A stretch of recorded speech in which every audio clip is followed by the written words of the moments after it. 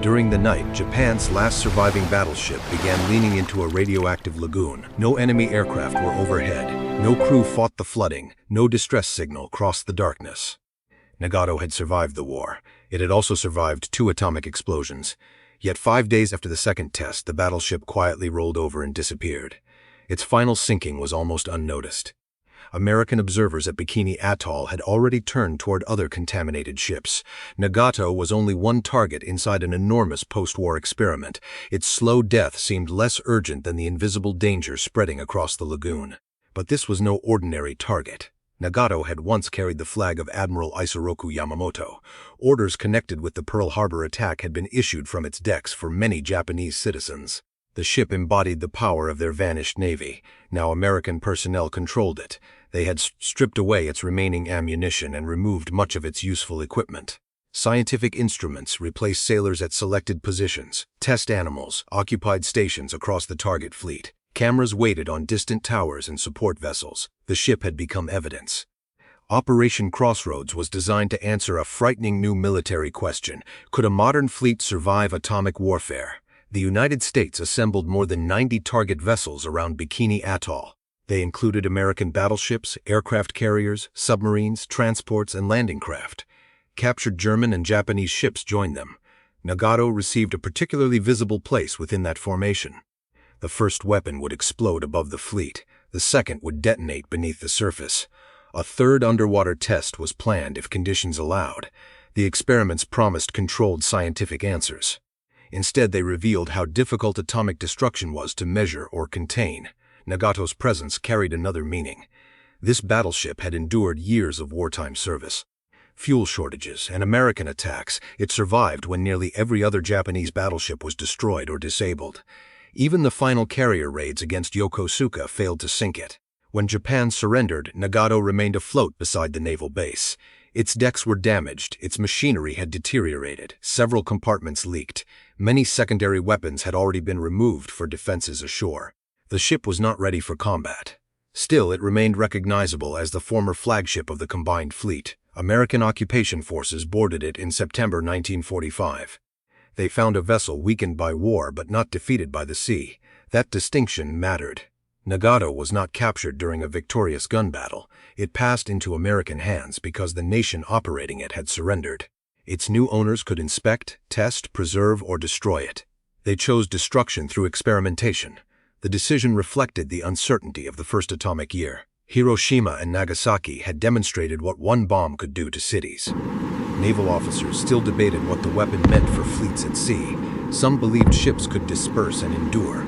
Others thought concentrated naval power had become obsolete overnight. Both sides wanted physical proof. Nagato would help provide it. Yet the battleship's final journey began with serious mechanical doubts. American crews had to move a neglected foreign warship across the Pacific. Its boilers, pumps, and engines had suffered from limited maintenance. Available Japanese personnel understood systems unfamiliar to their new supervisors. The voyage from Japan became its own test of survival. Nagato departed Yokosuka in March 1946. It moved slowly toward Eniwetok under increasingly difficult conditions. Leaks developed while aging machinery demanded constant attention. One boiler stopped functioning, then another problem reduced the ship's speed. Bad weather made every weakness more dangerous. At one point, flooding forced an emergency stop. Pumps struggled against water entering through damaged and unreliable spaces. The battleship that atomic planners wanted to destroy nearly sank before reaching them. Temporary repairs kept it moving. Nagato eventually entered Bikini Lagoon in April there. Workers prepared it for a spectacle unlike any previous naval exercise. Its guns would remain silent, its armor would face pressure. Heat, radiation, and contaminated seawater. The first bomb did not finish it. The second appeared not to finish it either. That appearance created the legend. The actual evidence tells a slower and more unsettling story. To understand Nagato's value as a target, its wartime reputation must be separated from its condition. Keep an eye on the pressure gauge, don't let it redline. In 1920. It carried 8 16-inch guns and represented a major advance in Japanese naval power. For years, Nagato and its sister Mutsu were the largest symbols of the Imperial Japanese Navy. Nagato later received extensive reconstruction. Its hull gained greater protection and a distinctive pagoda-shaped bridge. Modernized machinery improved performance while additional armor increased displacement. By the Pacific War, newer battleships had surpassed it. Yamato and Musashi carried larger guns and much heavier armor. Aircraft carriers had also become the decisive instruments of Japanese naval strategy. Nagato remained important, but its practical role had changed. It supported major fleet movements without dominating them. At the Battle of the Philippine Sea, it escorted Japanese carriers. During the Battle of Leyte Gulf, it joined Vice Admiral Takeo Kurida's powerful surface force. Nagato fired its main guns during the confused action near Samar. American escort carriers and destroyers resisted the larger Japanese formation. Kurita eventually withdrew, leaving Japan's surface fleet strategically broken. Nagato returned home with limited fuel and few useful missions remaining. By 1945, shortages had transformed the battleship into a stationary defense platform. Some weapons were removed and installed ashore. Camouflage concealed parts of the ship beside Yokosuka's coastline. Its crew could no longer expect sustained operations at sea. American carrier aircraft attacked the naval base in July. Bombs struck Nagato and damaged its bridge area. The attack killed senior personnel and opened parts of the ship to flooding. However, the battleship settled without sinking. Workers deliberately managed its appearance and buoyancy. From the air, the damaged vessel could resemble an abandoned wreck. This helped discourage further attacks during the war's final weeks. When occupation forces arrived, they encountered an extraordinary survivor. Nagato was damaged, underpowered, and partly stripped. It was also the only Japanese battleship still afloat. American inspection teams documented the vessel and evaluated its machinery. They discovered problems extending beyond visible bomb damage. Maintenance had suffered as fuel, parts, and trained personnel became scarce. Several systems needed continuous attention merely to keep the ship stable. Preserving Nagato as a memorial was possible in theory. Post-war Japan possessed neither the resources nor the political authority to make that decision. The defeated navy had been dissolved. Its surviving vessels came under Allied control. Most faced practical disposal. Some ships transported Japanese personnel home from former overseas territories. Smaller vessels were distributed among Allied powers as reparations. Damaged or obsolete warships were scrapped. Nagato received a different sentence. American planners were organizing atomic tests against a representative naval force. They wanted vessels of different sizes, designs, and construction standards. Captured ships could broaden the experiment while adding symbolic weight. Germany supplied the heavy cruiser Prinz Eugen. Japan supplied the light cruiser Sakawa and the battleship Nagato. All three would enter a fleet assembled for destruction. The chosen location was Bikini Atoll in the Marshall Islands. Its lagoon offered space for target ships and observation equipment. Its remoteness appeared useful for controlling danger. But Bikini was not empty. 167 islanders lived there according to contemporary Navy records. American authorities asked them to relocate temporarily. The residents accepted after being told their sacrifice would benefit humanity. They departed for Rongerik Atoll in March 1946. Their promised temporary absence became a prolonged displacement. The tests would contaminate the environment they expected to recover. This human consequence existed before the first bomb exploded. Meanwhile, Nagato required enough restoration to reach the target area. That created an uncomfortable engineering problem. The United States intended to destroy the battleship, but first had to preserve it. A mixed team worked aboard the vessel. American supervisors depended upon Japanese knowledge of its aging systems. Repairs focused on propulsion, pumps, boilers, and essential electrical equipment. The ship carried only a reduced operating crew. Many compartments remained neglected. Sealed spaces concealed deterioration that would matter later at Bikini. Nagato left Japanese waters under its own power. That achievement suggested the battleship remained stronger than reports indicated. The Voyage soon corrected that impression. Engine trouble reduced speed. Water entered through leaking sections. A storm exposed weaknesses that calm harbor inspections had missed. The crew reached Eniwetok only after urgent repairs and pumping. Nagato then continued to Bikini at a slow pace. Its arrival was treated as successful delivery, but the voyage had revealed something crucial. Nagato was already a compromised ship. Its armor remained formidable. Its silhouette still communicated power. Below the waterline, however, survival depended on machinery and human intervention. At Bikini, most of that intervention would disappear. By late June, Bikini Lagoon had become a laboratory built around an artificial fleet. 84 target ships were positioned for the first detonation. Their distances and orientations were carefully selected. Similar vessel types occupied different zones to create measurable levels of damage. The battleship Nevada marked the intended center. Its hull was painted bright orange to help the bomber locate it. Nagato waited farther from the planned detonation point.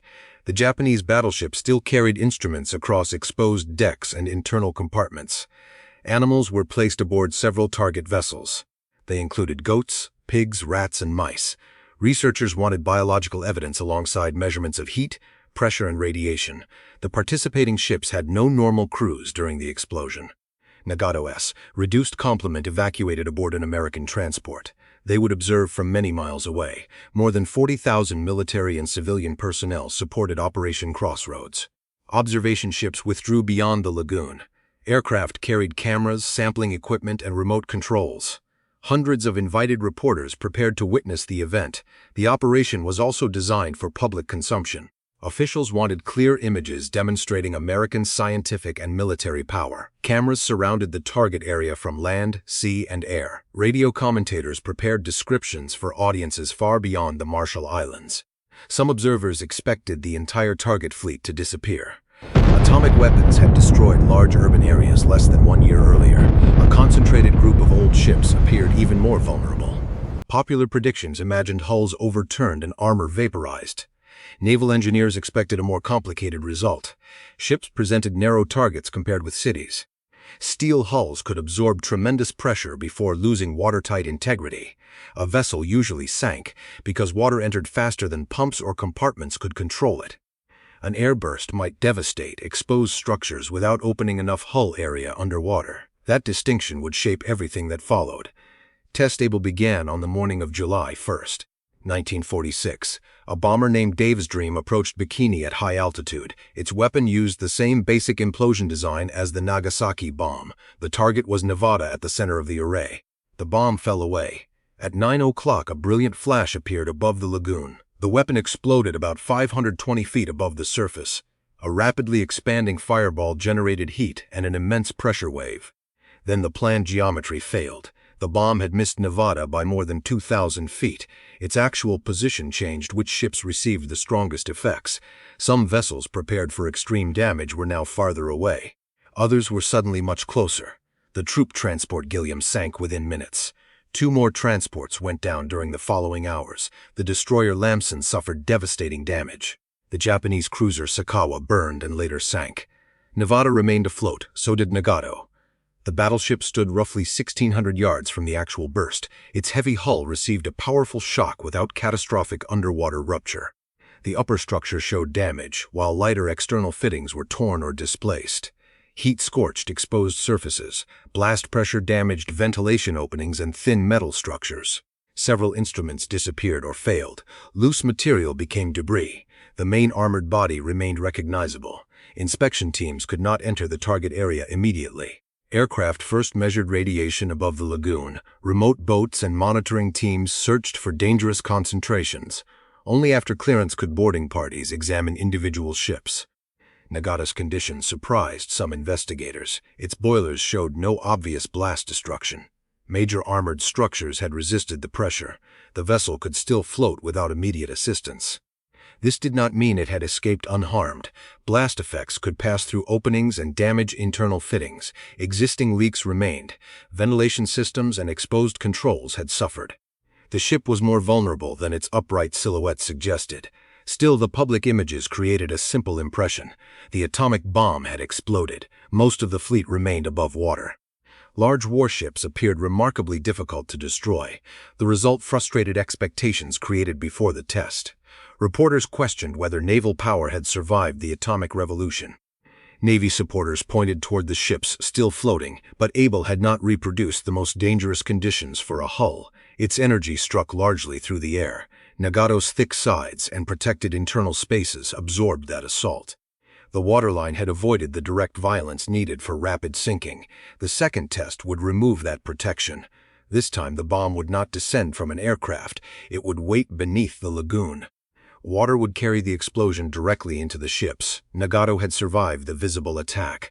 The invisible one was next. Tess Baker used the same type of atomic weapon in a radically different environment. The bomb hung beneath a landing ship at the center of the fleet. It rested about 90 feet below the lagoon's surface. No aircraft had to locate a painted target. The explosion would occur exactly where planners intended. Water is far denser than air.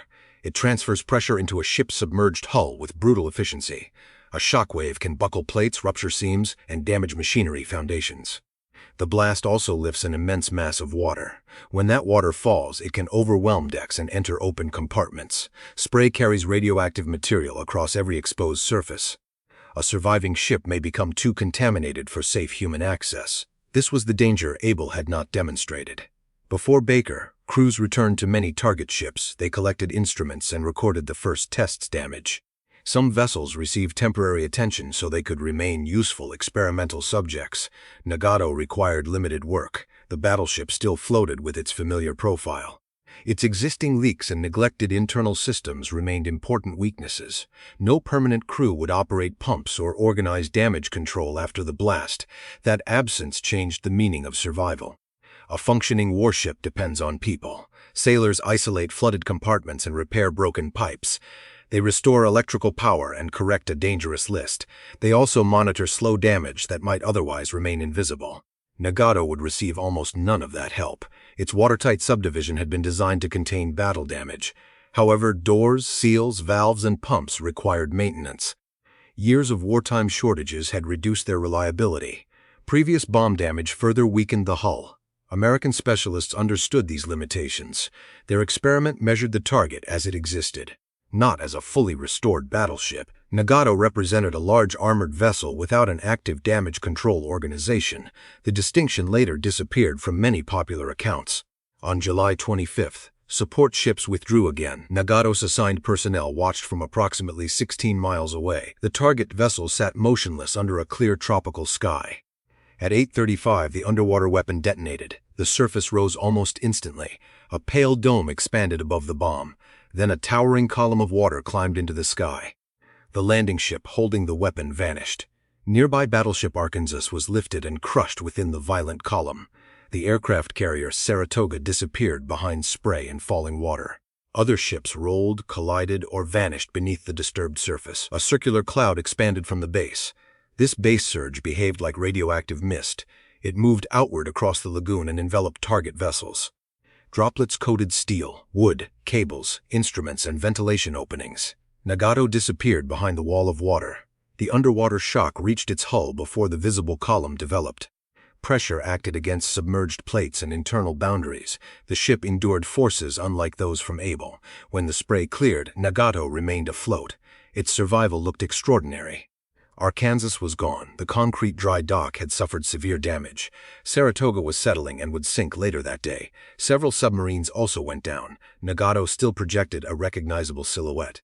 But its position had changed. The battleship developed a list. Flooding had begun within spaces investigators could not immediately examine. Damage below the waterline was concealed by the lagoon. Radiation now controlled every decision. Inspection teams approached in remotely operated or shielded craft. Monitoring instruments showed contamination across the target area. Some ships could be boarded briefly. Others were too dangerous for meaningful work. Baker had made the fleet itself hazardous. The radioactive spray did not simply pass over the ships. It left material attached to their surfaces. Washing removed some contamination but created polluted runoff around the vessels. Crews tried hoses, brushes, water, soap, and chemicals. Results remained inconsistent. Protective clothing reduced contact but did not eliminate exposure. Nagato received no complete internal inspection. Its exterior could be observed from boats and aircraft. The growing list provided visible evidence of flooding, yet investigators lacked safe and continuous access to trace every failure. This uncertainty matters. The battleship did not survive Baker in an operational sense. It merely remained above the surface after the immediate violence.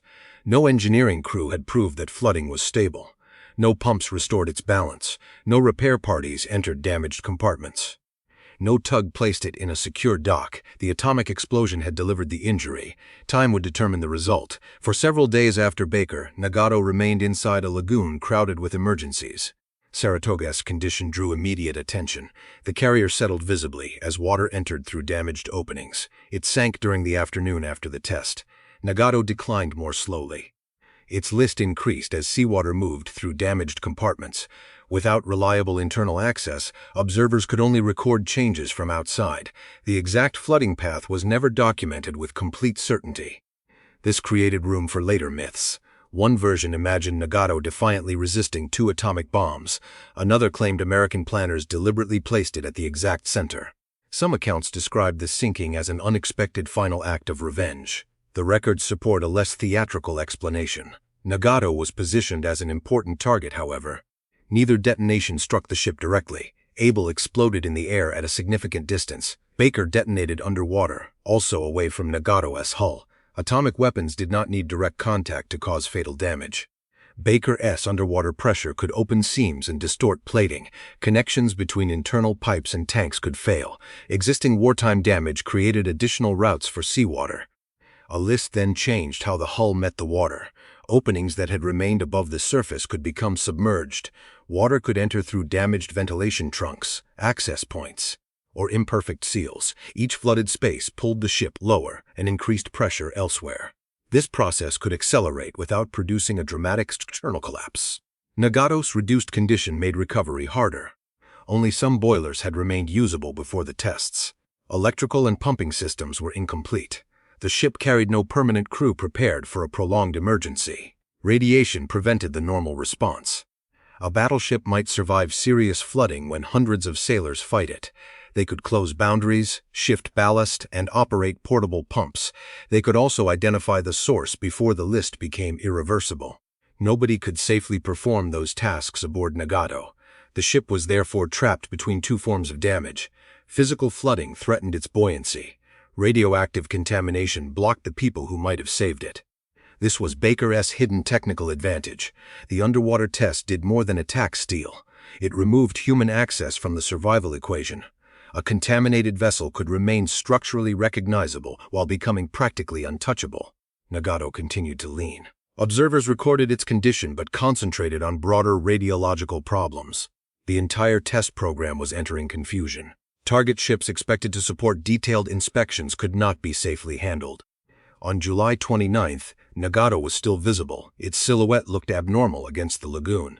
The list suggested that stability was failing, yet there was no final public spectacle and no organized countdown. During the night, the battleship capsized. By the following morning, Nagato had disappeared. No camera captured the exact moment. No boarding party witnessed its last internal failures. The former flagship sank alone. Its inverted hull came to rest on the bottom of Bikini Lagoon. The water above concealed both the damage and many experimental instruments. Investigators lost direct access to valuable evidence.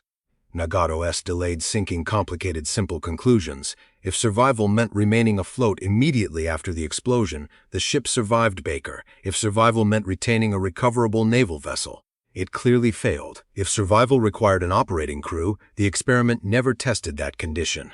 The famous 5-day delay was not proof that the bomb had failed. It demonstrated how naval damage can unfold through time. Large compartments and reserve buoyancy slowed the final loss. The delay also exposed a weakness in the experiment. Planners wanted detailed comparisons between predicted and actual damage. A sunken ship carried crucial evidence beyond easy inspection. Divers faced radiation, depth, unstable wreckage, and limited visibility. They could not reconstruct every stage of Nagato's flooding. Later technical summaries therefore described the broad result with confidence. Baker caused the damage that led to the sinking. The exact sequence inside the ship remained less certain. This difference is essential. Historical evidence can establish responsibility without revealing every mechanical step. The underwater blast initiated the fatal process. Neglect, earlier damage, absent crews, and contamination shaped the outcome. Nagato was not an invincible battleship defeated by patience, nor was it a fragile wreck that sank for unrelated reasons.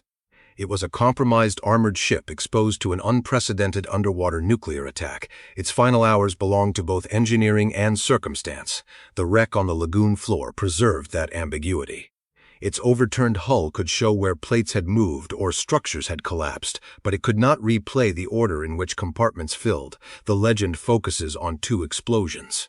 The real mechanism depended on what happened afterward. Nagato's sinking did not end the crisis created by Baker. The surviving target ships remained coated with radioactive material. Many were still needed for inspections, towing trials, and technical studies, yet ordinary maintenance had become dangerous. Operation Crossroads had expected radiation. Scientists understood that an atomic explosion produced hazardous material. They prepared monitoring teams, film badges, protective clothing, and remote sampling equipment. Their procedures worked better after Able because contamination was relatively limited. Baker produced a different problem. The underwater blast drew irradiated water and seabed material into its rising column. That mixture fell across the target fleet. Radioactive particles entered cracks, machinery spaces, and porous surfaces. Ships became continuing sources of exposure. A reading taken from a boat could not reveal every contaminated compartment. Levels varied between decks and changed over time.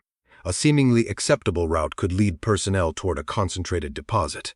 Monitoring teams tried to control access. Men waited for clearance before boarding target vessels. Their time aboard was restricted. Instruments tracked exposure while supervisors recorded individual movements. The scale of the fleet made these rules difficult to enforce. Boats carried workers between dozens of targets. Equipment needed recovery. Some damaged vessels required immediate action to prevent sinking or drifting. Every task competed against radiation limits. Decontamination crews sprayed seawater across exposed surfaces. They scrubbed decks and washed bulkheads. Some workers removed paint or contaminated material. The water carried radioactive residue back into the lagoon. Cleaning a ship could reduce one reading while spreading contamination elsewhere. Internal spaces remained especially difficult. Complex machinery provided countless surfaces where particles could settle. The Navy had never attempted work like this. Training came from conventional chemical defense and laboratory safety. Neither field fully matched a contaminated fleet in tropical conditions. Personnel learned through measurements, mistakes, and repeated changes in procedure. Protective clothing created another burden. Heavy garments trapped heat. Masks complicated breathing and communication. Men working under the Pacific sun could not remain sealed for long periods. Removing contaminated clothing also required care. A glove or boot could transfer material onto clean surfaces. Tools carried between ships could spread contamination. Even monitoring equipment needed monitoring. Nagato avoided this prolonged handling because it had already sunk. The battleship's disappearance removed an immediate boarding problem. It also placed radioactive material and experimental evidence on the lagoon floor. The wreck became part of a contaminated underwater landscape. Other targets demanded urgent decisions. Some surviving vessels were towed away for further study. Several went to Kwajalein, where crews continued inspection and decontamination attempts. Others were eventually sunk because cleaning or maintaining them was impractical. The German cruiser Prinz Eugen survived both explosions. It was later moved to Kwajalein. Flooding gradually overwhelmed the unattended ship there. Prinz Eugen capsized in December 1946. Its fate echoed Nagato's in one important way. Immediate survival did not guarantee long-term recovery. Contamination and reduced maintenance could convert damage into delayed loss. The planned third test was called Charlie. It would have placed another weapon deeper underwater. Planners hoped to examine effects on ships and naval facilities at greater depth. Baker made that schedule impossible. Contaminated targets could not be prepared as intended. Technical teams could not complete the required inspections. Radiological conditions disrupted the entire experimental sequence. Charlie was first postponed. It was later canceled. This cancellation was one of Baker's most important results. The experiment had defeated part of its own research program. The weapon made the evidence too dangerous to study properly. Crossroads still produced enormous quantities of data. Pressure gauges recorded blast effects. Cameras captured the expanding column and base surge. Medical teams examined animals recovered from target vessels.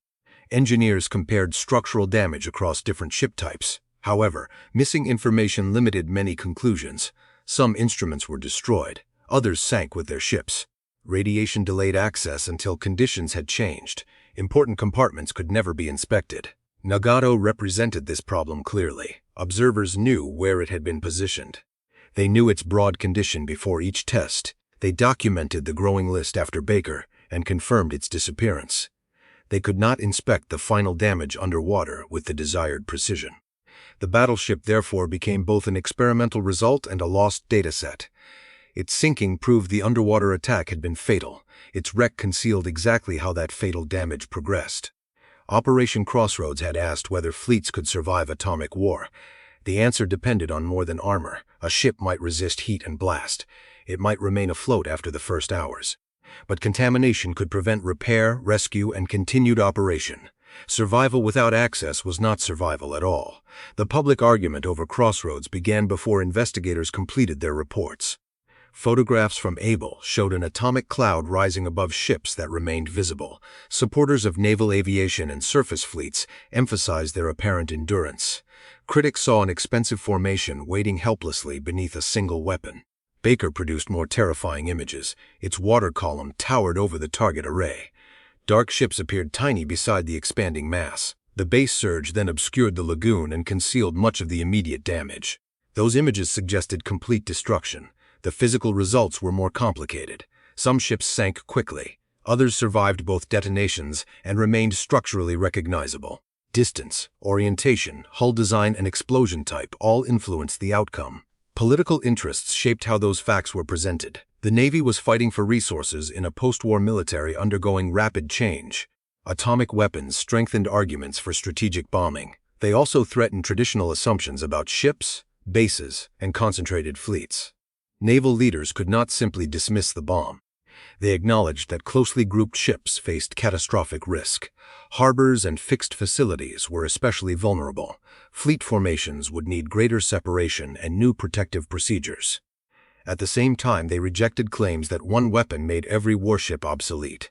Crossroads supported neither extreme. Able showed that an airburst could devastate exposed personnel and equipment. However, heavily built ships might avoid sinking without severe underwater damage. Baker demonstrated how water could deliver destructive pressure below the armor belt. Radiological contamination added a third category of danger. A ship could survive structurally but lose operational value. Crews might be unable to board, repair, or resupply it. Nearby support vessels and bases could face the same invisible threat. Nagato embodied all three findings. Its armor resisted the air blast. Its underwater hull suffered fatal damage during Baker. Contamination prevented the sustained damage control that might have prolonged survival. Yet Nagato was not a controlled example of a modern combat-ready battleship. Its maintenance was poor. Earlier bombing had damaged the hull. Many systems were inactive or unreliable. Its reduced crew evacuated before each detonation. Those conditions limited broader conclusions. A fully commissioned ship would have carried trained repair parties. Pumps and generators might have controlled some flooding. Closed ventilation systems could have reduced contamination inside protected spaces, but a real crew would also have suffered radiation and blast injuries. Exposed sailors could not be replaced like damaged instruments. Fires, blocked passages, and failed communications would disrupt organized repairs. The presence of people might improve buoyancy while creating a medical catastrophe. Crossroads could not recreate combat conditions without unacceptable human loss. The animals aboard target ships offered only partial evidence. They occupied selected positions and received varying exposures. Their outcomes helped researchers examine radiation effects, but could not represent an entire crew. The tests therefore answered engineering questions more clearly than operational ones. They showed what blast and water could do to empty hulls. They showed how contamination complicated access. They did not demonstrate how a living fleet would fight through the aftermath.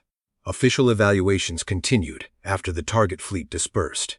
Engineers studied photographs, pressure records, and inspection notes. Medical specialists reconstructed radiation exposure. Military boards considered new ship designs and tactical formations. The conclusions reached beyond individual vessels. Ports required greater dispersal. Ships needed improved washdown systems and contamination control. Damage control training had to include radiological hazards. Monitoring equipment became essential naval gear.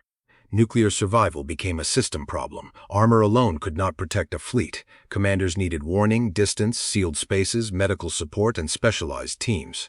They also needed accurate information about a danger sailors could neither see nor smell.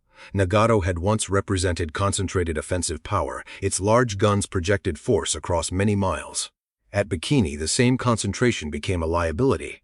One underwater bomb threatened several vessels and contaminated many more. The weapon attacked the network surrounding each ship. Boats, repair teams, anchorages, and evacuation routes all became part of the target. This was the deeper post-war transformation. The question was no longer whether one battleship could absorb one explosion. The question was whether an entire naval system could continue functioning afterward. Nagato failed that broader test. It remained afloat long enough to inspire stories of resistance. But it could not move, fight, or receive sustained repair. Its survival existed only as a temporary condition observed from a distance.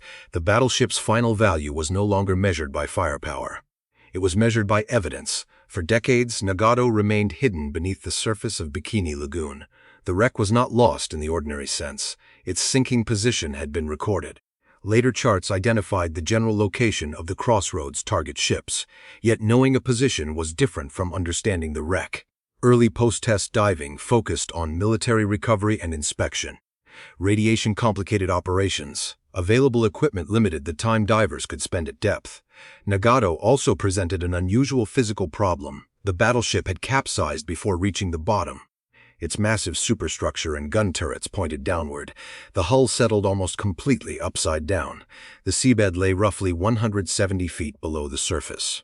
Nagato S4 propellers remained much shallower. They became the most accessible and recognizable features of the inverted ship. The arrangement concealed important evidence. Deck structures were compressed against the bottom. Sediment covered sections of the superstructure. The armored hull blocked direct access to many damaged internal spaces. Even a careful diver could not simply inspect the flooding route. The ship's position revealed something about its final loss. Nagato had not descended upright through a simple downward flooding process. Its increasing list became a full capsize. The heavy upper structures influenced how the hull turned and settled. The main gun turrets created further uncertainty. Battleship turrets rested in armored barbettes rather than being permanently locked into them. During a capsize, gravity could pull them from their mountings. The wreck's inverted position made their exact relationship difficult to observe. Time transformed the site. Marine organisms covered exposed metal. Corrosion weakened thin structures and changed sharp breaks into irregular surfaces. Fishing activity and natural movement could disturb smaller objects. The battleship became an artificial reef. Fish moved around its propellers and hull. Coral growth occupied surfaces once maintained by sailors. The former weapon existed within a new biological system in the late 1980s. Attention returned to the sunken target fleet. The people of Bikini were considering how the wrecks might be evaluated and managed. Historical value, archaeology, and controlled diving all became part of the discussion. The ships were no longer only discarded military targets. A National Park Service underwater team joined the investigation. Fieldwork began in August 1989. A second season followed in 1990. Researchers worked with Navy support and studied wrecks at Bikini and nearby Kwajalein. The project examined 11 vessels. They included Saratoga, Arkansas, Nagato, several submarines, and smaller auxiliary ships. Prince Eugen was surveyed at Kwajalein. Together, these wrecks formed an archaeological collection unlike any conventional battlefield. The investigators combined archival records with underwater observation. Original target maps helped identify positions. Technical reports described damage seen immediately after the tests. Divers and remote equipment documented how the wrecks had changed. Nagato offered a particularly difficult survey. Its depth restricted bottom time. The inverted hull limited visual access. Large sections were dark beneath the ship's armored mass. Divers concentrated on features they could examine safely. The propellers and shafts helped confirm orientation. Hull shape identified the vessel beyond doubt.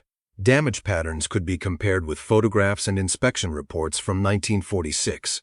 The survey did not produce a perfect answer to every question. Researchers could not enter every compartment. They could not determine the precise order of all flooding. Some areas remained physically inaccessible or too dangerous, but the wreck corrected the mythology in another way. Nagato had not vanished through complete atomic disintegration. Most of the armored hull still existed. The ship retained its physical identity beneath the lagoon. The bomb had defeated function rather than erasing form. This distinction mattered to archaeologists. A wreck can preserve evidence of construction, damage, and human decisions. It can also show how official reports simplified a complicated event. Nagato's hull connected the measured experiment with the material result. The survey treated the battleship as a cultural resource. It belonged to Japanese naval history. It also belonged to the history of American nuclear testing. Its location connected both stories to the displacement of the Bikinian people. Nagato was no longer merely a defeated enemy ship. It had become part of a submerged nuclear landscape. Nagato's wreck cannot be separated from the people who lost access to Bikini. Before Crossroads, American authorities described the relocation as temporary. The islanders expected to return after the experiments. Instead, the first two explosions began a much longer nuclear program. The United States continued testing at Bikini after 1946. Later weapons were far more powerful than the Crossroads bombs. Thermonuclear tests altered islands, excavated craters, and spread contamination across the region. 23 nuclear devices were detonated at Bikini between 1946 and 1958. The most notorious was Castle Bravo. It exploded in March 1954. Its yield greatly exceeded the expected value. Radioactive fallout traveled beyond the restricted test area. Marshallese communities on other atolls received dangerous exposure. The Japanese fishing vessel Lucky Dragon No. 5 also encountered fallout. The incident expanded international concern about atmospheric nuclear testing. By then, Nagato had spent almost 8 years underwater. The wreck was no longer the main source of contamination at Bikini. Later tests had released much greater energy and transformed the surrounding environment.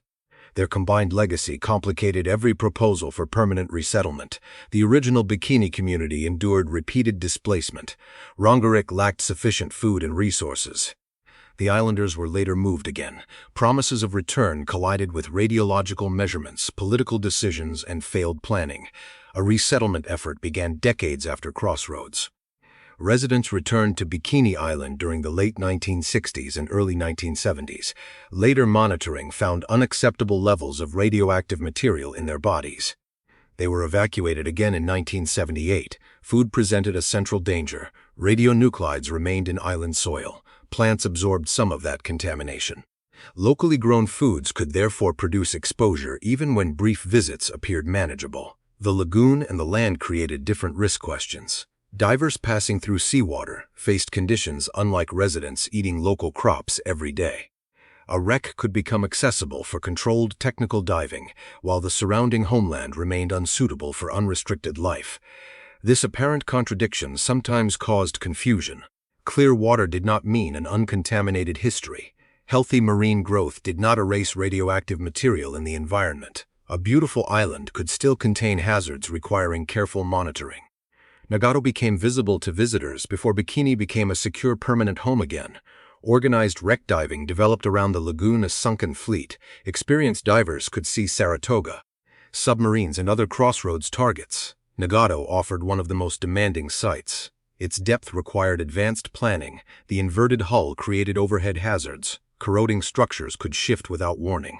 Long exposure at depth created decompression obligations. The wreck was never a casual museum exhibit. No protective building surrounded it. No restoration team stabilized its metal. The lagoon itself controlled access and preservation. This changed the meaning of conservation. On land, a museum may remove corrosion and replace missing supports. Underwater, intervention can damage the very site it intends to save. Large-scale recovery of Nagato would be extraordinarily difficult and costly. Leaving it in place also carries risks. Saltwater continues attacking the steel. Storms and natural movement affect weakened structures. Fuel, munitions, or other hazardous materials may remain within the wider wreck collection. Management must balance evidence, safety, environment, and cultural ownership. In 2010, the Bikini Atoll nuclear test site entered the World Heritage List. The designation recognized both physical remains and historical meaning. Sunken ships from Crossroads formed part of that evidence. So did test structures, altered landscapes, and the enormous crater left by Bravo. Nagato became one element within a protected nuclear landscape. Its significance no longer came only from Japanese naval history. The wreck demonstrated the transition from World War to nuclear rivalry. It also connected military experimentation with civilian displacement. Recent conservation planning continues to treat the wreck fleet as vulnerable. Condition assessments are needed because submerged structures change. Metal loss can weaken decks, hull plating, and internal supports. Responsible management depends upon knowing which features remain stable. This work cannot restore Nagato to 1946. Its purpose is documentation and protection. Each survey captures evidence before corrosion removes more of it. The wreck becomes a record that must itself be recorded. For the descendants of Bikini, however, preservation has another dimension. The ships attract global historical interest.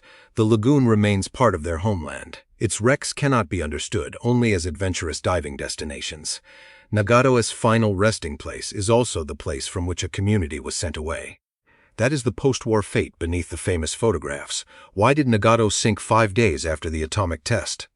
The simplest answer is that Baker damaged the ship below the waterline. Seawater entered, stability declined, and the battleship eventually capsized. The underwater explosion delivered the fatal injury. But that answer is incomplete. Nagato reached Bikini with unrepaired wartime damage. Pumps, valves, electrical systems, and watertight boundaries lacked full operational reliability. The ship also lacked a normal crew. No organized damage control force remained aboard after Baker. Radiological contamination prevented sustained inspection and repair. Flooding that might have been controlled during battle was allowed to continue. Time completed what the explosion began. This sequence explains why photographs can be misleading. An upright ship may already be lost. Armor can remain intact while hidden compartments fill.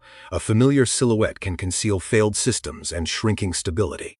Nagato survived 2 flashes. It did not survive their consequences. Able damaged exposed structures but failed to open the hull catastrophically. Its bomb also missed the intended center of the target array. Nagato's distance and heavy construction helped it remain afloat. Baker attacked through the water. The shockwaves struck the submerged hull. Radioactive spray then contaminated the vessel. Together, physical damage and denied access created a delayed kill. That result was more important than dramatic destruction. A navy could reinforce armor. It could improve pumps and compartmentation. It could spread ships across a wider formation. Contamination attacked the organization surrounding those defenses. Repair parties needed safe routes. Tugs needed permission to approach. Medical teams needed monitoring equipment. Commanders needed reliable readings before risking additional personnel. Atomic warfare turned every recovery decision into an exposure decision. Nagato had once been designed around a different theory of naval survival. Its armor protected magazines and machinery from shells. Its compartments limited conventional flooding. Its guns allowed combat beyond the range of earlier battleships. None of those advantages addressed radioactive fallout. The ship entered service when battleship power defined national prestige. It sank when nuclear weapons were redefining military power itself. Its post-war fate compressed that transformation into a single week. Yet Nagato was not merely a symbol. It remained a physical machine with specific weaknesses. Its sinking followed pressure, leakage, flooding, lost stability, and capsize. Removing that engineering story produces mythology. Ignoring the symbolism produces another distortion. American planners did not select an anonymous steel box. They selected the last surviving Japanese battleship. Its association with Yamamoto and Pearl Harbor gave its destruction unmistakable meaning. The test converted a national emblem into experimental material. That transformation continued after the sinking. Military investigators treated Nagato as data. Archaeologists later treated it as a cultural resource. Divers encountered it as an inverted steel landscape.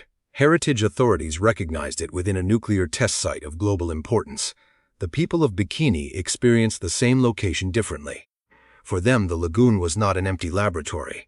It was part of a homeland they had been promised they could recover. The wreck fleet remains inseparable from that broken promise. This is why Nagato should not be remembered as a simple contest between armor and an atomic bomb. The ship's fate involved defeat, occupation, scientific ambition, and political rivalry. It involved old damage and new radiation. It involved a displaced community and an experiment that could not contain its own consequences. The battleship did not disappear completely. Its hull remains upside down beneath Bikini Lagoon. 4 propellers rise above the wreck. Main weapons and armored structures lie in darkness below them. Corrosion continues altering the evidence. Future surveys may document new collapses. Improved imaging may reveal structures earlier divers could not examine. No technology can recover every detail of the final flooding sequence. Some uncertainty will remain. The evidence is still strong enough to reject the central legend. Nagato did not shrug off 2 perfect atomic strikes. Neither weapon detonated directly against the hull. The first caused limited damage at distance. The second was different. Baker opened or worsened paths for flooding. The ship gradually lost stability. Radiation prevented the intervention required to arrest that process. 5 days later, gravity delivered the final movement. There was no audience. There was no heroic last stand. There was only an unmanned battleship leaning farther into contaminated water. That quiet ending gave Nagato its enduring mystery. The mystery becomes clearer when survival is defined correctly. Remaining afloat after an explosion is only the first test. A warship must still move, fight, support its crew, and receive repair. Nagato could do none of those things. Its wartime role ended with Japan's surrender. Its post-war role ended as evidence on the floor of an atomic lagoon. Between those moments, the battleship crossed from one military age into another. It survived the blast. It did not survive the New World. Mota Seo. Why history? Operation Crossroads. Nagato. Why did the Japanese battleship Nagato remain afloat after 2 atomic explosions, only to capsize 5 days later? This documentary investigates the post-war fate of Japan's last surviving battleship. After the surrender, American forces captured Nagato and transported the deteriorating former flagship to Bikini Atoll. There it became a target during the Able and Baker nuclear tests of Operation Crossroads. Using technical reports, archaeological evidence, and the known condition of the ship, the film separates legend from documented history. It explains how underwater blast pressure, existing damage, uncontrolled flooding, absent repair crews, and radioactive contamination combined to destroy Nagato. The story also examines the displacement of the Bikinian people, the failure to control contamination after Test Baker, and the later archaeological surveys of Nagato's inverted wreck. This documentary uses AI-assisted historical reconstructions for visual illustration. The black and white images shown in the video are not authentic archival photographs unless specifically identified. The narration is based on historical records and authoritative sources. Timeline: Nagato Disappears. 0344 Japan's last battleship. 742 The Voyage to Bikini. 1133 Test Able. 1535 Test Baker. 1945 The 5-day sinking. 2348 The Radioactive Fleet. 2751 What Crossroads Proved. 3145 The Wreck Survey. 3540 Bikini's Human Legacy. 3831 Why Nagato Really Sank. Pacific Nuclear History. Bikini Atoll. Japanese Navy Warship History. CO Video Tags. Nagato Battleship. Operation Crossroads. Bikini Atoll. Japanese Battleship Nagato. Atomic Bomb Test. World War II Documentary. Imperial Japanese Navy. Test Baker. Nuclear History. Battleship Wreck. Thumbnail. Text thumbnail. Tiếng Anh. Sank 5 days later. Nghĩa tiếng Việt. Chìm sau 5 ngày. Yêu cầu tổng hợp. Thumbnail tái hiện thiết giáp hạm Nagato đang nghiêng rõ rệt trong Bikini Lagoon. Sau vụ thử Baker năm 1946, Nagato là hero duy nhất được nhìn từ góc thấp ngang mặt nước phía mạn phải. Bằng chứng chính là phần bong mạn phải đang chìm sát mặt nước do con tàu mất ổn định. Dùng đúng một vòng tròn đỏ khoanh sát phần bung bị ngập và đúng một mũi tên đỏ chỉ vào giữa vòng tròn. Text đỏ đậm đặt ở vùng trời trống bên trái. Không chê con tàu hoặc bằng chứng. Prompt thumbnail hoàn chỉnh. Create a historically accurate YouTube documentary thumbnail in 16:9 format at exactly 1920 1080 pixels. Show the former Imperial Japanese Navy battleship Nagato in Bikini Lagoon during late July 1946, several days after the Baker underwater atomic test. Use one hero subject only. The damaged Nagato, listing heavily to starboard in calm contaminated lagoon water. Photograph the battleship from a low water level viewpoint off its starboard quarter. Keep the entire recognizable battleship naturally framed across the right 2/3 of the image. Show the distinctive pagoda bridge, 2 forward 16-inch gun turrets, weathered steel plating, damaged light structures, and an increasing starboard list. The single central piece of evidence is the starboard deck edge sinking into the water near the aft section. Place exactly 1 tight red circle around that partially submerged deck edge. The circle must leave only 6 to 10% visual margin around the evidence. Place exactly 1 red arrow beginning in empty water and ending precisely inside the circle. Give both red annotations a thin white outline for visibility. Do not add any other circles, arrows, lines, symbols, or colored annotations. Add the exact English text sank 5 days later directly onto the empty sky in the upper left area. Use uppercase dark red lettering in 1 bold condensed font. Give the entire text cluster 1 consistent thin black outline and a subtle shadow. Do not use a box, banner, plate, gradient, glow, or colored background behind the text. Make the text occupy approximately 31% of the image width and 20% of its height. Do not cover the battleship, its silhouette, or the circled evidence. Render the underlying scene in true black and white with no color tinting except the required red text, red circle, and red arrow. Reproduce the appearance of a candid United States Navy documentation photograph made in 1946 with a Graflex speed graphic press camera, a period 127mm lens, and fine-grained panchromatic sheet film.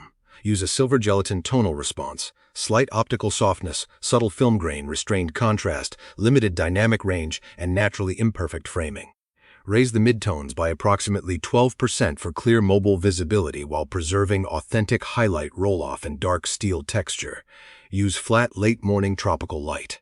Coherent shadows, light haze, calm water, and a distant low atoll horizon, the scene must feel observational and unstaged, never like a poster or modern cinematic still. Maintain believable naval architecture.